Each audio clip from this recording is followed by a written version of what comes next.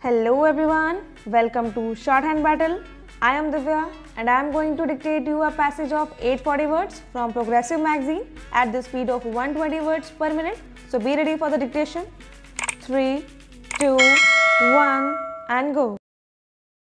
I am pleased to inaugurate this Conference of Education Ministers and Education Secretaries. Very important issues concerning education will be discussed and deliberated upon here by both the central and the state governments in the spirit of partnership and democratic federalism. Human resource development is the most critical area in nation building.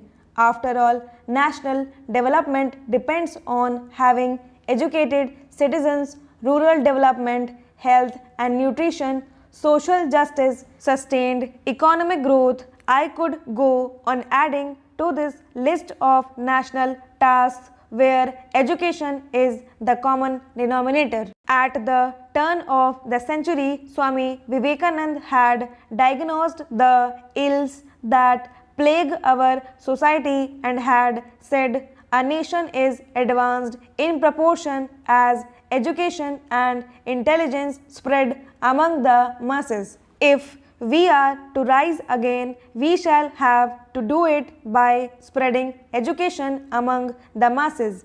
Educate and raise the standard of the masses, and thus alone the national revival is possible. After independence, India has posted significant achievement in education. Yet our efforts have fallen short of what nation building demands. Professor Amartya Sen, this year's Nobel Prize winner in economics, says that the governments in developing countries, including ours, have intervened a lot to solve problems in the economic and business sectors. However, they have not intervened enough in the social sectors of health and education. This is a valid criticism. To remedy this imbalance is our collective task. The center and the states must reaffirm their commitment to the social sector, especially education. You will agree with me that what needs most attention is primary education. It is the base of everything. Primary education is the most neglected area in the entire education system. We must restore primacy to primary education in our education policy and planning. Primary education needs more money. Yes, more money to build and maintain proper school building, equip them with books and blackboards and other instruments of teaching, and money also to convert single teacher schools to multiple teacher schools. Money is always scarce. A large part of the education budget goes to pay teachers' salaries. With the recent increases in their pay, there will be even less money for the other equally important items. We therefore need to look at other sources of funding. Private enterprise is now entering professional education. Can we not come up with innovative ways that attract people to contribute to primary schools? More than money, primary education needs better administrative and managerial skills and, of course, a far stronger political will. It is sad that this most important area of nation building does not attract the best and the brightest administrators. Other departments are considered more glamorous. Primary education is often not the first choice of those who are assigned there. This must change. The most important thing that we can do to improve primary education is to ensure that the best administrators are applying their minds to improve the primary education system. I have some other thoughts that I would like to share with you on the subject.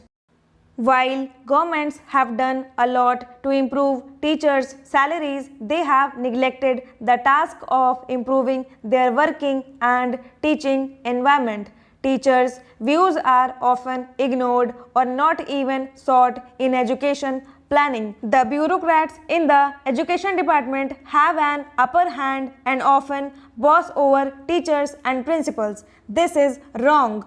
All those associated with education should understand that a good teacher does not look for a good salary alone. He values even more a better working environment where he feels that he is valued and has a say in the running of his institution. The quality of municipal and other government schools is inferior to that of private schools. One reason, of course, is that richer parents pay for and then demand better service from private schools. In government-run schools where the parents are too poor and themselves uneducated, they cannot demand better service. This places a bigger responsibility on us to run our schools better in the absence of parental demand. Can we face up to that responsibility? How do we make parents and communities more responsive about the school in their midst? This is one of the great challenges before the education sector.